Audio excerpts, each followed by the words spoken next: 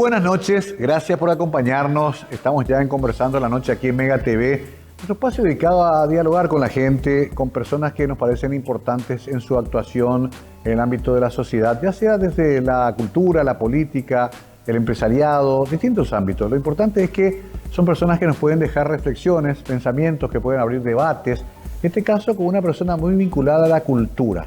De hecho, su primer título es una conocida promotora cultural, pero también escritora, y también se desenvuelve en varios otros ámbitos muy importantes en nuestro país. Ella se llama Ana Martini, claro que la conocen, vamos a presentar igual una semblanza sobre ella, y después hablamos además de algo que acabamos de presentar, una novela, segunda parte de una novela, Algunas puertas nunca vuelven a cerrarse, que escribió con su hermano Carlos. Claro que hablaremos también de esto, pero en general de cómo estamos como escenario social y cultural en Paraguay. Ana Martini, en Conversando la Noche.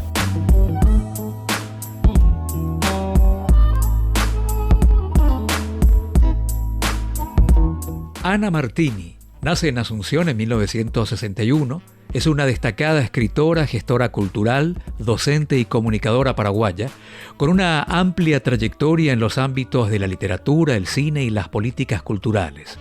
Licenciada en Letras por la Universidad Católica Nuestra Señora de la Asunción, ha impulsado numerosos proyectos vinculados al desarrollo cultural y el impacto social y económico de las industrias creativas. Es miembro de número de la Academia Paraguaya de la Lengua Española y preside la Fundación Augusto Roa Bastos. Además, integra diversas organizaciones culturales y fue una de las impulsoras de la Ley del Cine y del Audiovisual del Paraguay, promulgada en 2018. Su labor académica la ha llevado a dictar cursos y conferencias en Paraguay y el exterior sobre cultura, literatura y cine. Entre los reconocimientos recibidos figuran la distinción Mujer Destacada en la Cultura 2016 y el homenaje del Festival del Lago Ipacaraí en 2022. Es autora de obras como Escribiendo en el agua, Descontando cuentos, Por si acaso el tiempo y Aquella noche de octubre, escrita junto a Carlos Martini.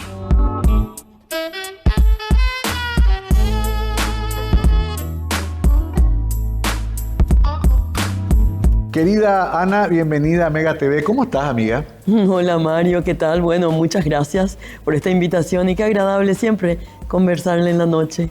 Me encanta tu look así medio rockero, cuero, mucho cuero, negro. Es cierto. Hoy te despertaste rockera. Bueno, mira, realmente creo que la vida me despertó rockera, ¿verdad? Yo amo el rock, he escrito rock, ¿verdad? He participado en entrevistas muy importantes para mí que me vinculan al rock y yo creo que el rock siempre es una resistencia saludable.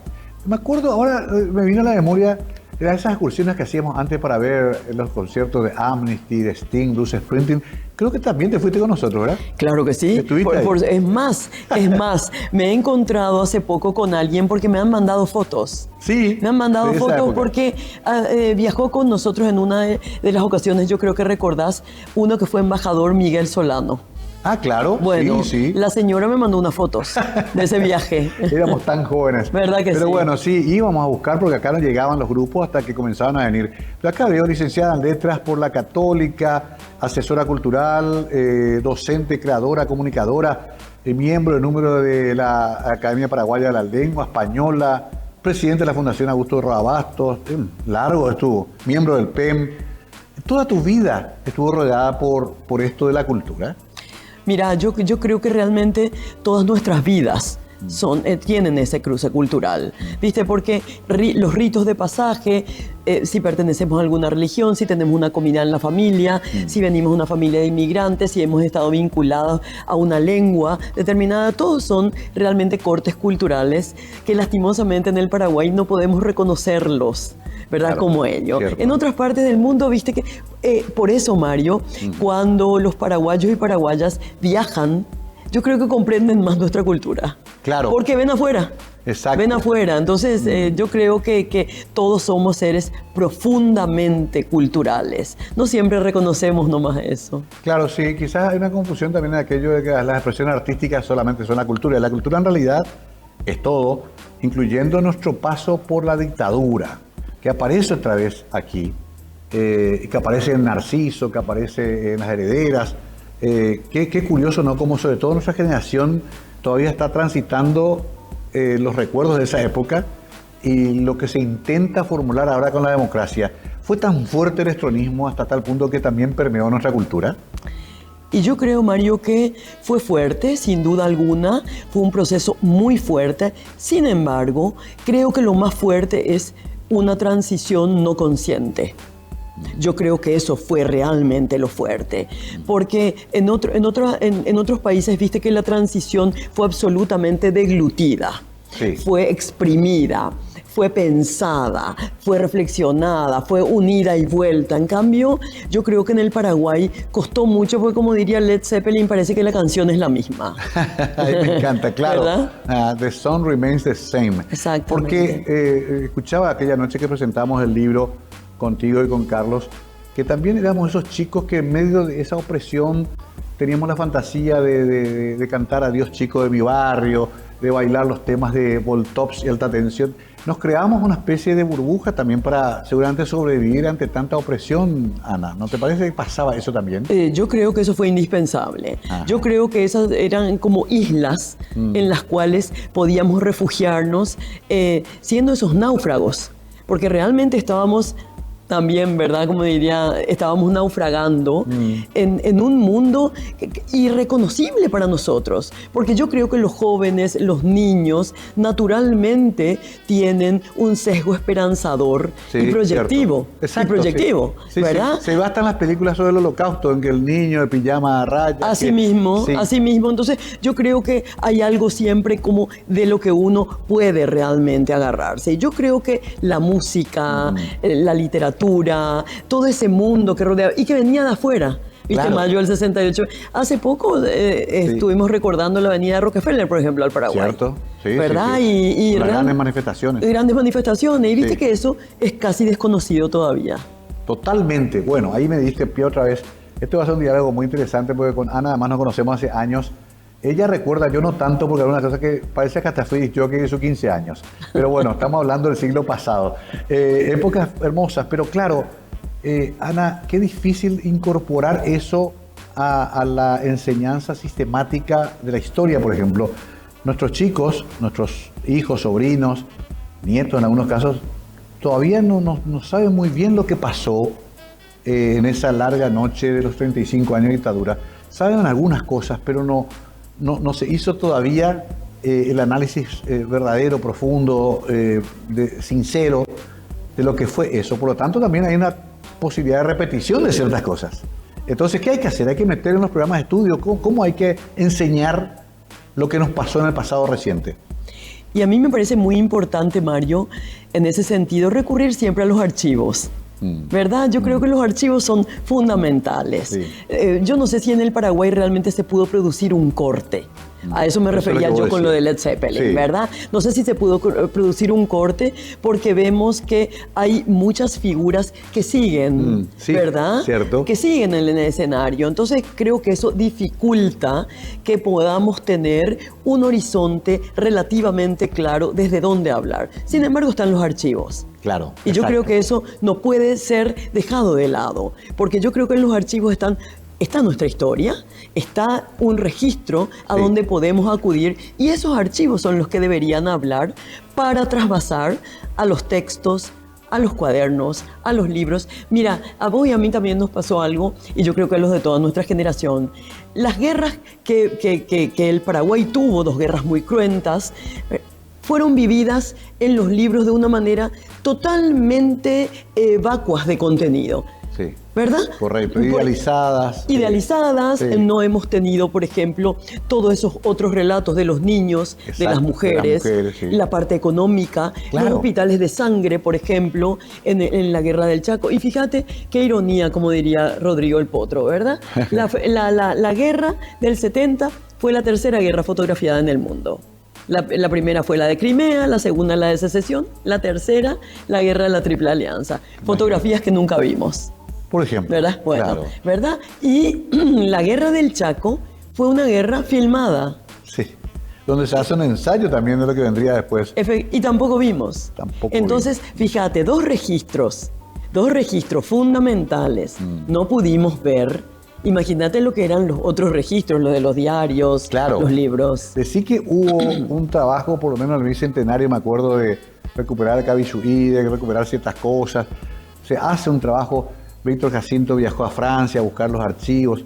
Hay así esfuerzos, pero no tenemos todavía el totum. Pero de todas maneras, también, querida Ana, y después que iba a entrar en la novela, no es fácil tampoco mirar el pasado. No es fácil mirarnos al espejo tampoco.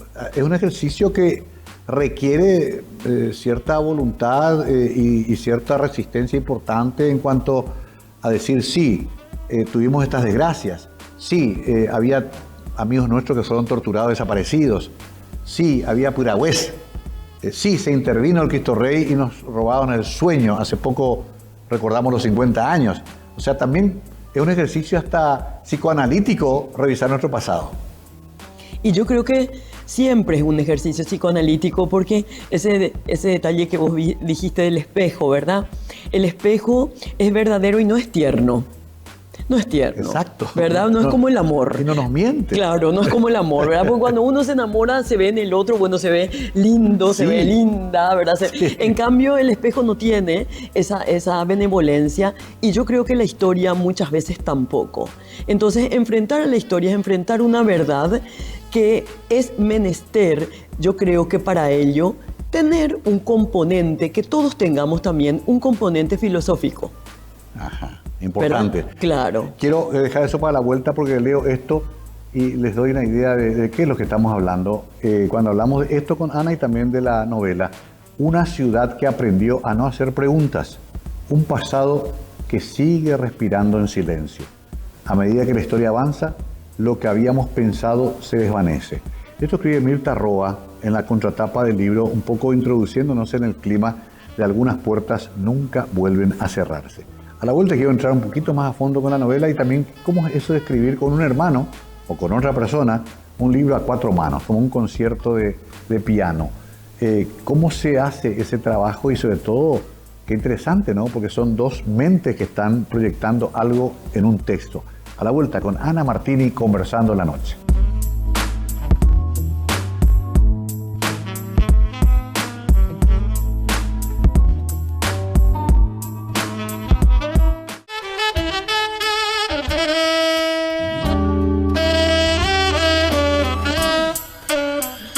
Hay historias que nunca se terminan y puertas que ya no se pueden volver a cerrar, y estas páginas tampoco, dice Mirta Roa. Algunas puertas nunca vuelven a cerrarse, es muy fuerte luego como título para comenzar. Y esto hay que recordar que comienza con aquella noche de octubre. Si vos tuvieras que explicar a un público bien masivo de qué hablan estas dos novelas. Estas dos novelas hablan de tragedias que ocurrieron en aquellos años, en los años 70, 80, a dos familias, y que de ahí se desprende toda una red de personajes, de situaciones que tienen ese cruce naturalmente social, político, cultural, religioso. De eso trata.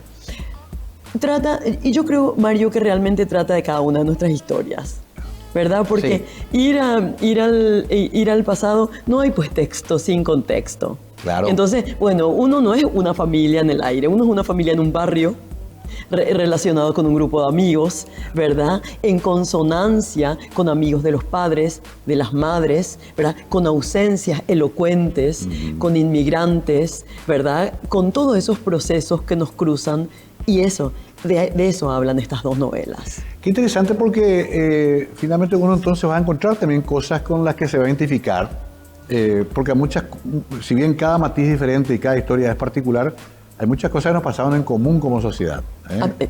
Absolutamente. Los miedos, las represiones, las alegrías también, los resquemores, los resentimientos, hay tantas cosas.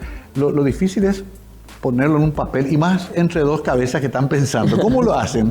Bueno, realmente, Carlucho, bueno, para mí Carlos Martínez es Carlucho. Carlucho, sí. Era mi hermano. Bueno, yo creo que fuimos escribiendo esta novela desde hace mucho tiempo.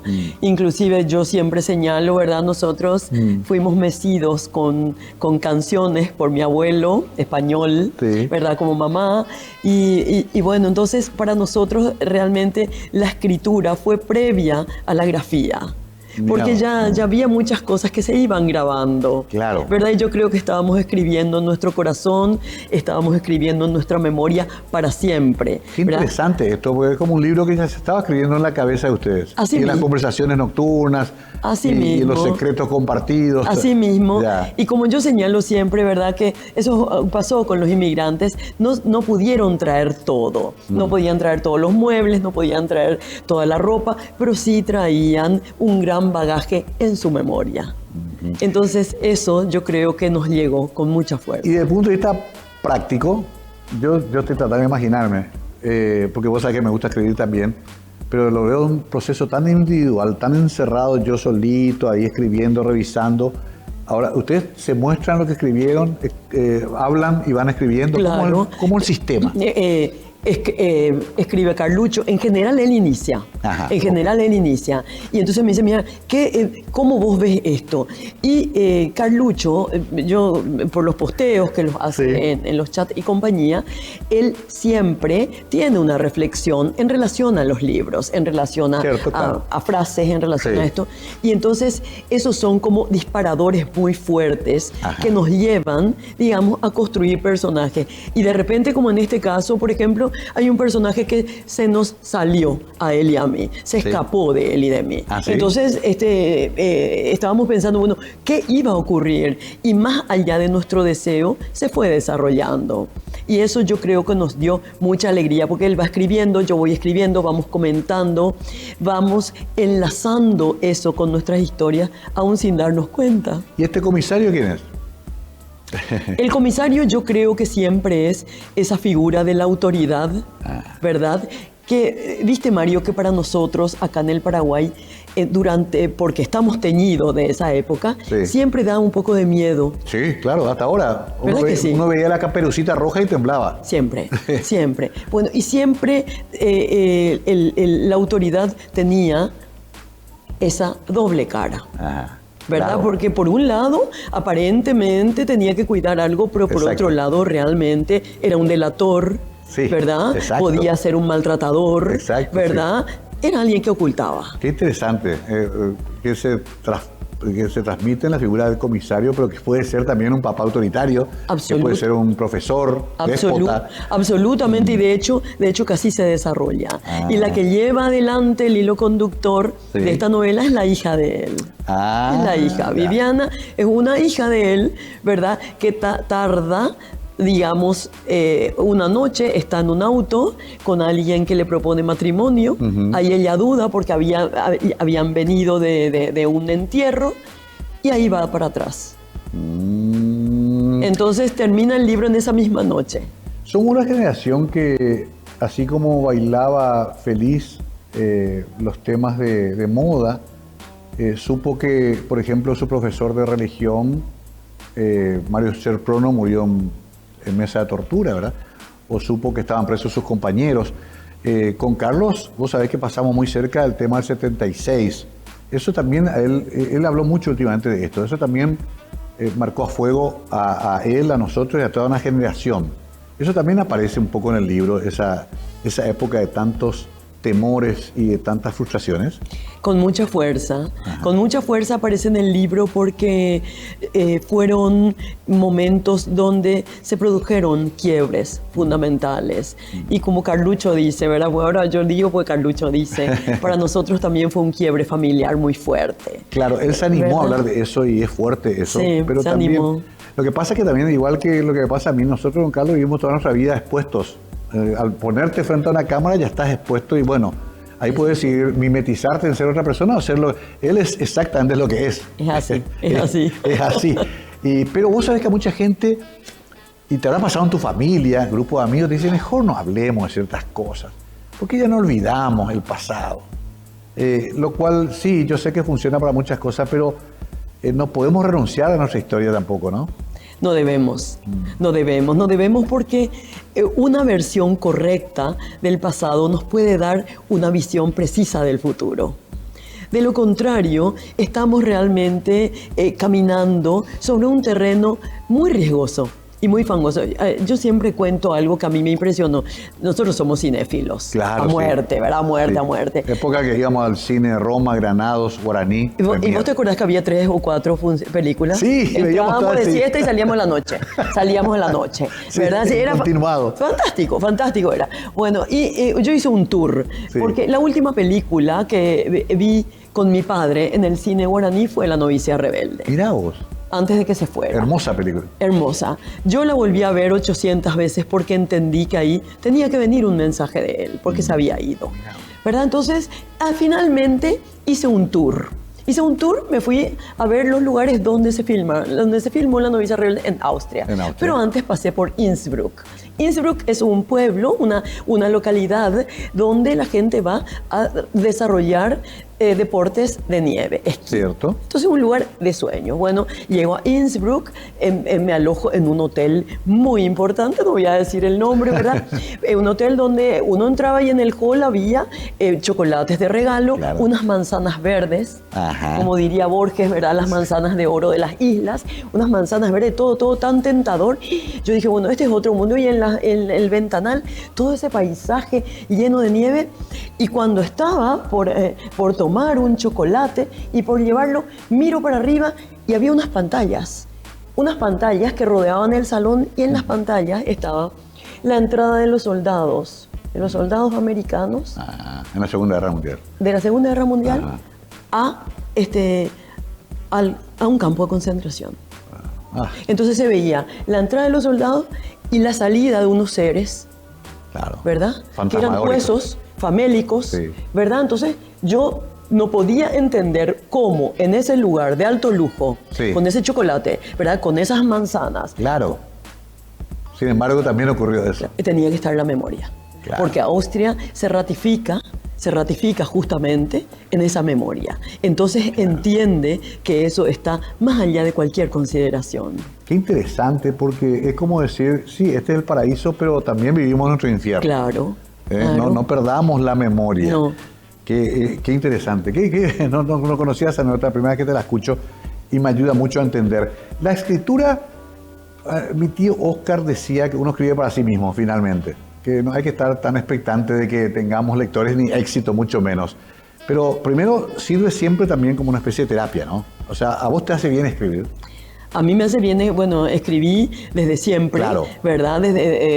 Nosotros teníamos agendas Sí, desde claro. muy pequeños, Y ¿verdad? Y entonces yo siempre llevé diarios. Diarios. Se utilizaban mucho los diarios en esa época. Sí, que es ¿Te como acuerdas una cada memoria, uno anotaba. Sí. Yo no lo Y creo. leer también. Leer exactamente es el mismo proceso. Claro. Porque es como diría, ¿verdad? Esta música My Way, uno come y de lo que se alimenta, eso sale. Sí. O sea, la lectura y la escritura Es son como un ida y concomitantes. vuelta. Claro, son un ida y vuelta. Y por último, ante la pausa, y aún así, hoy hablamos de redes sociales, de inmediatez, de TikTok, de Instagram, estamos todos scrolleando, dicen los chicos, pero aún así todavía se justifica dejar un testimonio escrito de una historia.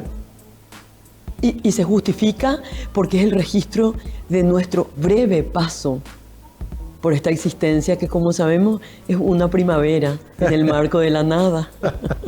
Somos polvo de estrellas, dice Así mismo. Jorge Drexler. Borges nos enseñó mucho eso, a entender que somos una gotita de agua en el medio del océano, ¿no? Aunque nos creamos tan importantes. Pero qué bueno dejar ese testimonio en unas páginas de ese brevísimo paso. Seguimos hablando de todo, incluyendo un poco de filosofía barata y zapatos de goma, dice Charly García, con Ana Martínez.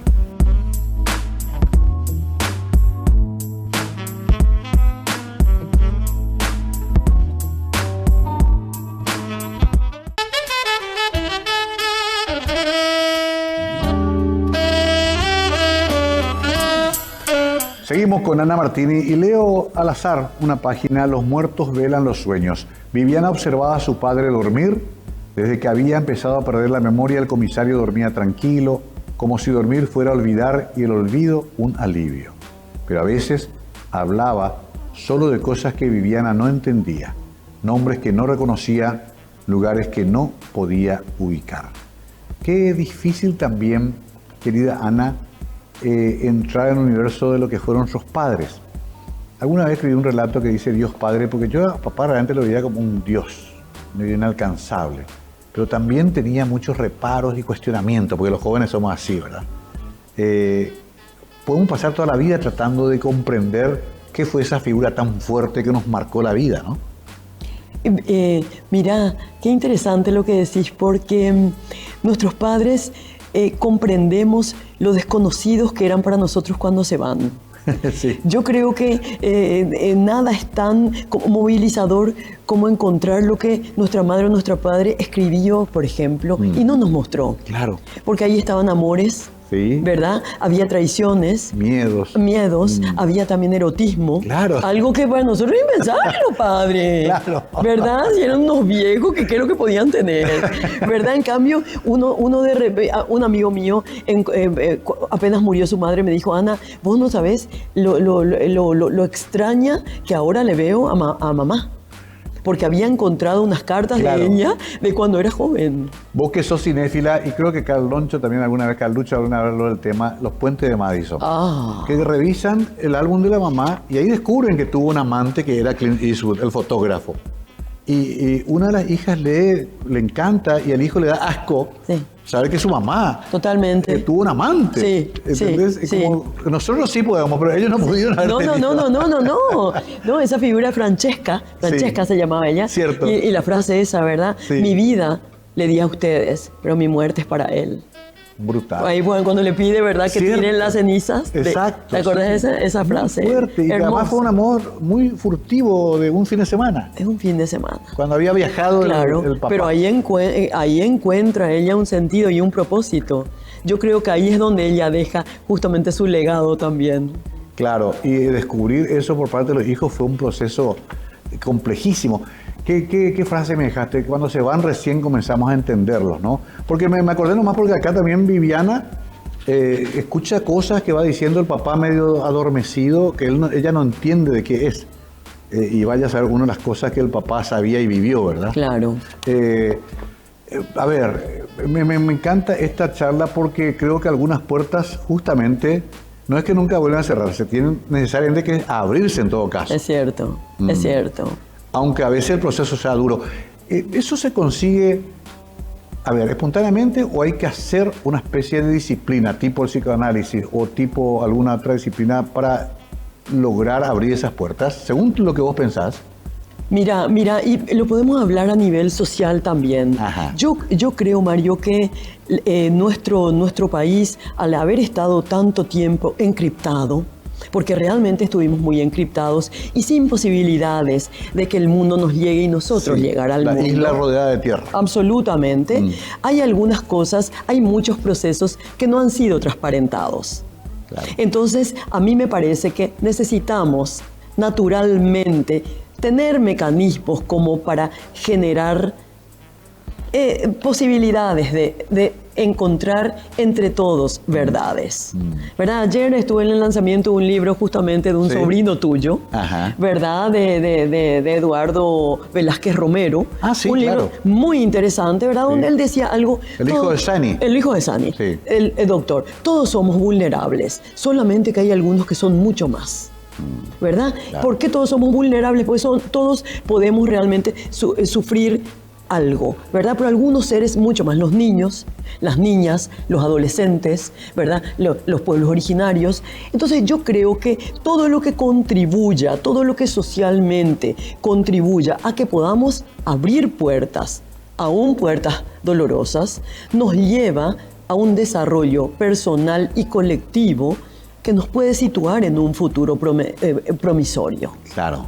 Pero tengo que hacer ese proceso. Ese proceso es indispensable hacer, esos libros que vos decías, por ejemplo, ¿verdad? Este libro que yo siempre señalo, tengo un tema. Sí, Pero tengo un tema. Claro. Desconocemos nuestras propias historias, Sí. desde el rock, ¿verdad? Desde la Sí. música, todo. Como si fuera que no haya existido. Sergio Ferreira lo rescata, por suerte. Absolutamente. Y en cine también lo que hicieron este muchacho Aguirre y el Sí. otro chico con la documental de Rock Nacional. Absolutamente. Donde por fin pudimos saber quién era Chester Swan. Por ejemplo. Imagínate, sobrevive la música. Sobrevive la música. Esas cosas hay que ver. Ahora, Ana, volviendo un poco al trabajo con Carlucho, como le decís. A ver, qué difícil también, porque los hermanos tenemos esa situación a veces de amor-odio. De chicos ustedes habrán peleado también y habrán corrido por la casa y se habrán... También la llegada de la madurez ayudó a que ustedes también se acepten y comprendan mejor, que puedan contar historias conjuntamente. ¿Cómo es tu proceso con él? Bueno, nosotros, como Carlucho dice, ¿verdad? Sí. Nosotros realmente vivimos un impacto político fuerte, familiar, pero también un impacto familiar interno. Era como que uno estuviera en una guerra afuera y en una guerra civil adentro, ¿verdad? Sí. Lo cual yo creo que por un lado nos acercó mucho, por otro lado hizo que cada uno sobreviviera y se construyera, se reconstruyera.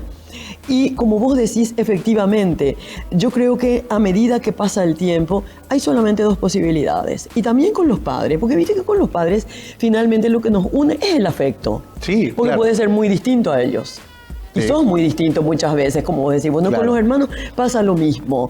Entonces, reconstruir y sobre todo enlazar todo lo que te une y comprender, bueno, hay más lo que nos une de lo que nos separa. Pero separa. Me hace pensar, porque yo vengo de una familia muy numerosa, pero en realidad yo formo un núcleo otra vez con Marta y Elvira. Claro. Las mellizas. Claro. Yo soy ahí, y veo nomás que Lucho es Fátima y Ana. Sí, sí. O sea, y a ver, qué curioso, porque el padre es la gran figura autoritaria, amada y a veces también, digamos, cuestionada, porque a toda autoridad se cuestiona también. Absolutamente. Pero la mamá es otra cosa. ¿Qué función cumplió tu madre? Bueno, como te dije, nosotros tuvimos ese distanciamiento injusto para nosotros, ¿verdad? Ajá. De nuestro padre.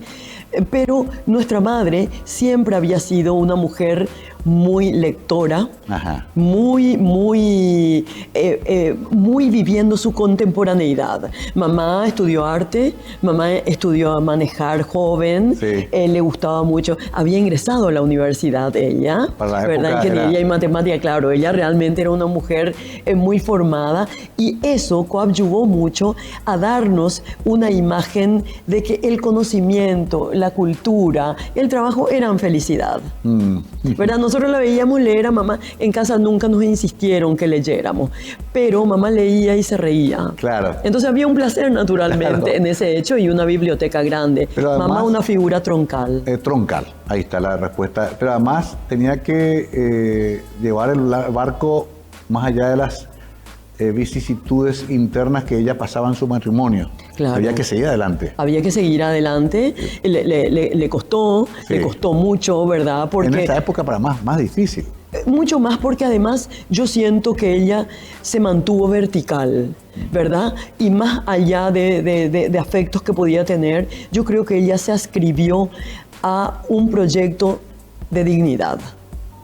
Y eso no fue fácil, ¿verdad? Ella tomó una decisión y yo creo que familiarmente también apoyamos porque hay veces que el afecto nos puede unir mucho y de hecho que nos une mucho. El amor es una fuerza como la pasión que no se puede detener. Sin embargo, yo creo que eso no puede estar más allá de la dignidad. Correcto. Hay cuestiones y hay una dignidad Ese es el también límite. colectiva, claro. Y también se puede reportar hacia lo colectivo. Sí. ¿No te pasa a vos? Estoy haciendo un poco ya acá de psicoanálisis gratis. Que también uno con los años termina perdonando. ¿Sabes qué a mí me pasa, Ana? Digo, ellos trataron de hacerlo mejor. Absolutamente. Y no les salió a lo mejor muchas cosas. ¿Y quién soy yo para juzgarlo? ¿Entendés? O sea que como con el paso de los años hasta les entiendo en su falencia a nuestros padres.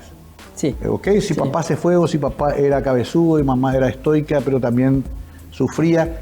Bueno, era el mundo de ellos. Yo estaba allí atrás, pero en realidad ya no puedo ni juzgarlos. No. Ya no me sirve de nada juzgarlos hoy. Sí. Menos culparlos. Quizá hicieron lo mejor que pudieron. cada uno hace lo mejor que puede. Yo creo que eso es fundamental, darse cuenta, ¿verdad? Y a mí me parece también que hay algo que a nosotros nos ayudó mucho, y es que yo creo que mamá se encargó también de hacer ver que nosotros estábamos como fuera de muchas situaciones. Correcto. ¿Verdad? Entonces uno no tenía ni que juzgar, ni que perdonar, ni que restañar, ¿verdad? Uno lo que tenía que hacer era su camino. Correcto. ¿Verdad? Y eso es muy importante. Y creo que, así como vos decís, Mario, viste que a esta altura de nuestra vida nos damos cuenta que nosotros también hicimos lo que pudimos. Exacto, sí.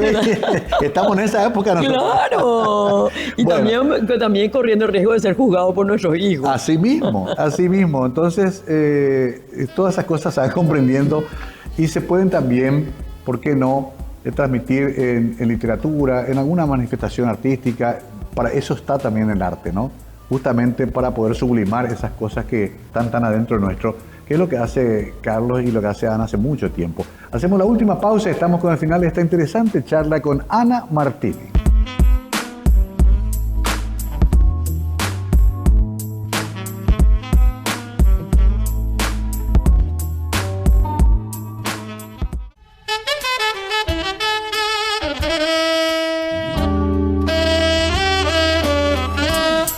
Ana Martini con nosotros conversando a la noche. Espero que estén disfrutando igual que yo esta conversación, porque es un gusto hablar con una persona que además nos conocemos hace mucho tiempo, hasta éramos en el mismo barrio. Cierto. Ahí por la zona de Cacarayá, Comandante Franco, América. Época en que esas calles eran de barrio. Y es bueno repasar. Ahora, dos cosas, Ana. Uno dice, finalmente lo que escribo acá siempre está mi vida finalmente. Aunque la pongamos simulada bajo la literatura, bajo las metáforas, la persona que está escribiendo y contando es uno mismo, ¿ok? Y lo otro es que uno trata de hacer un ejercicio de memoria y algunas cosas ya no recordamos bien. Y eso no está mal tampoco, porque le da más fantasía al relato. Un poco lo que les pasa a ustedes cuando escriben esto. Es así. Bueno, por algo los escritores señalan, ¿verdad?, que toda escritura es autobiográfica, básicamente. Y hay un detalle que a mí, yo siempre señalo con respecto a lo que escribimos. A mí me interesa mucho que la gente también cuente sus memorias, porque entre todos así podemos construir algo que tiene que ver con nuestra propia historia, y para mí está muy ligada a la ciudad de Asunción. Por eso Asunción es una protagonista también de esta novela. Asunción es una protagonista clara. Absolutamente. ¿Verdad? Porque viste que Asunción ha cambiado su fisionomía, y muchas veces injustamente.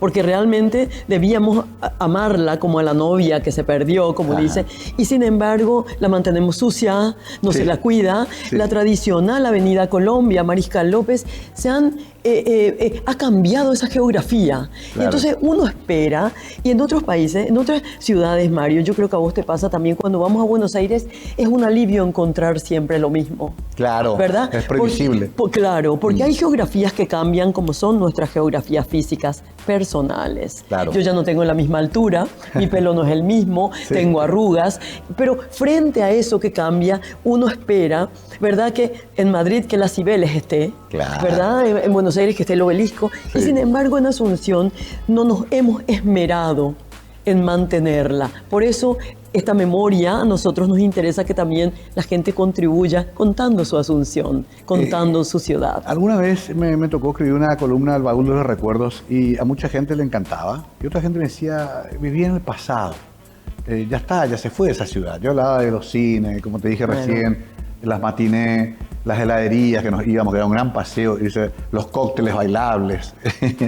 Pero sin embargo, yo creo que es saludable, sobre todo si vemos esa nostalgia no como un ejercicio de tristeza, sino que de recuperación de momentos lindos que uno vivió, ¿no? ¿Por qué renunciar a eso, no? Absolutamente, porque además yo creo que tenemos nosotros que entender algo, y es que algunos proyectos son clásicos. Y ahí que dijiste los cines, Cinema Paradiso. Claro. ¿Por qué Cinema Paradiso, esa película tan importante con esa música de Ennio Morricone que realmente es invalorable? ¿Por qué es tan fundamental? Porque habla de un clásico.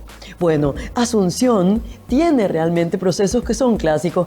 ¿Vos te acordás que antes había cines al aire libre? Claro, sí. ¿Verdad? Y había cine donde la gente llevaba su silla. Exacto, ¿verdad? cine de barrio. Cine de barrio. Sí. Como yo cuento también que antes en la avenida Carlos Antonio López había un desfile de carnaval. Sí, Y la claro. gente llevaba también su silla. Sí, vos sabés que hay intentos de recuperación de eso que yo siempre valoro mucho. Esta feria del puerto, Sí. los palmear y cosas así. Hay que apoyar porque son, yo sé que no es lo que era, pero es un intento. Así mismo. Y sirve, ¿no?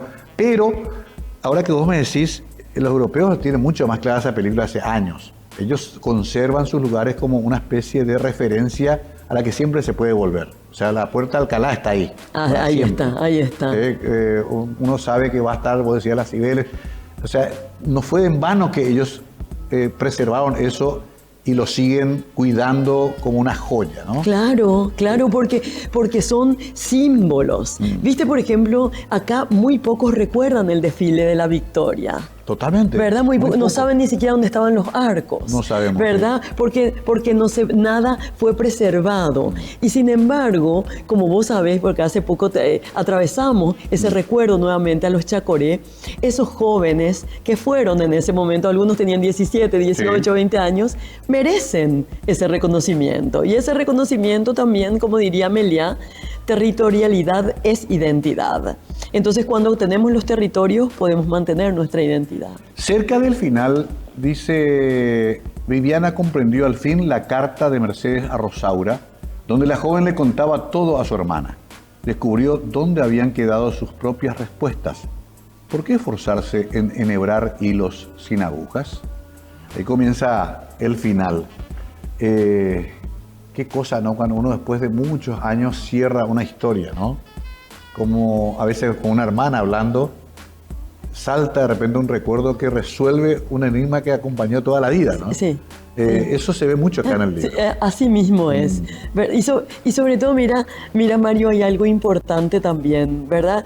Vos conocés, yo te recordé, el año pasado estuve en Japón, en Tokio, con Gala, una de mis hijas, Sí. ¿verdad? Y ahí leí una noticia tuya y le dije a Gala, Mario recordará Ítaca, ¿vos te acordás del poema Ítaca de Constantino Claro, Cavafis? sí. Bueno, yo creo que cuando uno cierra una historia, se abren las siguientes. Porque no es el destino, es el camino, ¿verdad? Pero hay que tener la conciencia y el conocimiento de que hay ciertos procesos que tienen que cerrarse y decir, bueno, sí, esto ocurrió. ¿Fue una pena o fue una alegría? Claro. ¿O es realmente una motivación? Pero ahora que se siga desarrollando el camino.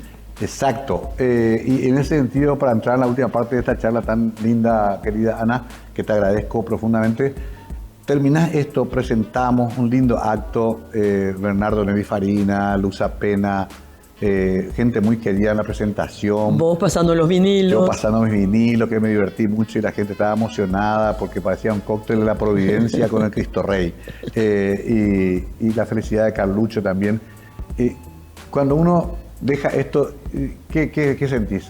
¿Te comenzás a pensar en otra novela, comenzar en otro... Nunca te quedaste quieta, Ana. ¿Qué más viene? Nunca me quedo quieta porque eso sí me enseñó Carlucho. Yo una vez me presenté para una carrera política, ¿verdad? Ajá. Entonces le digo a él, Sí. digo, Carlucho, me voy a presentar, ¿verdad? Me voy a presentar para candidata del Senado. Muy bien, me dice él, me parece muy bien. Le digo, y voy a llegar, mira, no sé, ¿y qué voy a hacer? Y entonces me dijo, pensá lo que vas a hacer al día siguiente de las elecciones.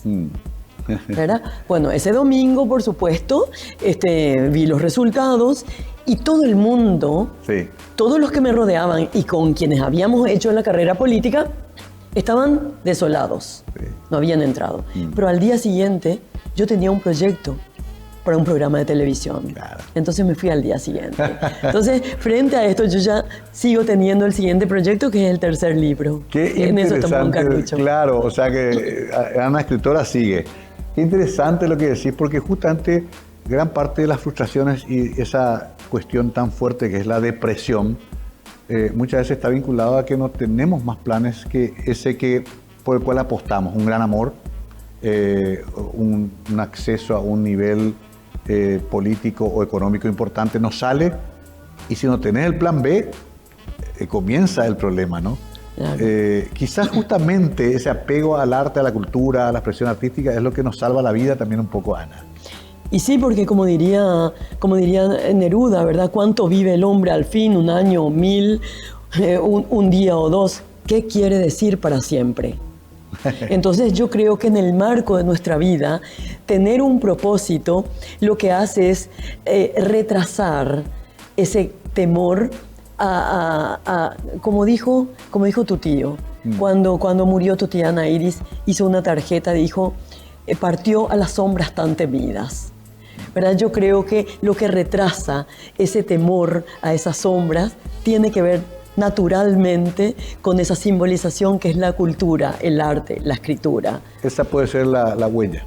Esa es la huella. Esa es la huella siempre. Le das mi saludo al arquitecto Cubilla, por favor. Ay, gracias. ¿Hace cuánto que están? 18 años. 18 años. Sí, 18 años. Bastante tiempo. Sí, bastante tiempo. Él está muy vinculado, obviamente, a la arquitectura, que también es una expresión. Eso yo aprendí porque pasé también por la Facultad de Arquitectura. Es cierto. La arquitectura también es una forma de dejar una huella muy importante, material, pero sobre todo también en la forma en que vivimos, ¿no? Tus casas siempre fueron bastante especiales. Así mismo. Yo recuerdo, inclusive las de infancia. Así mismo, siempre. O sea que tenés ahí una vinculación también con la arquitectura. Y lo último, también vinculada hace muchos años, es un lugar que suele ser más de hombres que de mujeres, que es la comisión directiva de un club como el Centenario. Es cierto. Hace bastante que estás haciendo trabajo ahí también. Y mira, yo estoy vinculada al club hace más de 20, 26 años, 27. Sí. Fui la tercera mujer que ingresó a la comisión directiva. Ahora por segunda vez estoy ahí, ahora compartiendo con otra mujer. Sí. Y realmente no es fácil, sin embargo, es un ejercicio absolutamente necesario, ya que la societariedad ha crecido, como vos sabés, realmente... en el Centenario se ha accedido a formar parte también de la comisión directiva, y yo creo que también es la ratificación de que el mundo es plural. Claro, qué interesante. De que el mundo es plural, ¿verdad? Exacto. Estamos hablando, yo también soy vitalicio, y un club donde antes la mujer solamente era socia a través del marido. Efectivamente. Eso también ya sé. Y sobre todo en tu caso, muy vinculada a ese mundo fabuloso de la biblioteca, una de las mejores del país, y de los concursos literarios también. Sí. Mucha gente salió escribiendo en los concursos de cuentos del Centenario. Y vos ganaste también. Yo también llegué. Vos también ganaste. Sí. Y vos sabés que desde el año pasado incorporamos el guaraní. Ah, qué bueno. Entonces, los cuentos, la posibilidad es que la gente pueda escribir en español o en guaraní. Porque aclaro que esos concursos son abiertos a todos, no solamente a los socios. Absolutamente. Entonces, muchos escritores jóvenes, inclusive de otras procedencias, han comenzado a escribir en esos concursos del Centenario. Tuvimos hasta un Rodríguez Alcalá dirigiendo la biblioteca, tuvimos gente muy prestigiosa ahí adentro. Bueno, te aliento a que también ahí puedas seguir dándonos tu talento, querida Ana.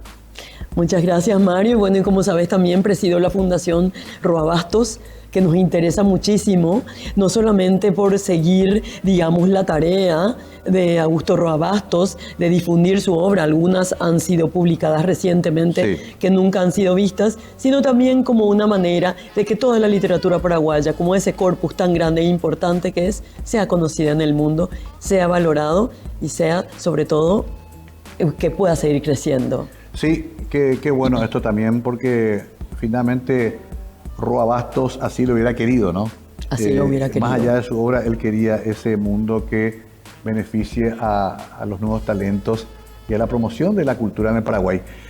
Ana, un gusto realmente. Seguiremos hablando, porque creo que hay mucho por hablar y por escribir también. Es cierto. Muchas gracias, Mario. Gracias siempre. Vos fuiste mi jockey en mis 15 años, ahora, ¿verdad? 50 años después. Sí. Para mí fue una alegría que estuvieras en nuestro lanzamiento. Gracias por tanto. Y lean, por favor, está en Intercontinental Editora de nuestro amigo Alejandro Gatti Van Umbeck. Es un libro muy, muy fácil de llevar porque no es ni muy voluminoso ni largo, pero la historia es atrapante.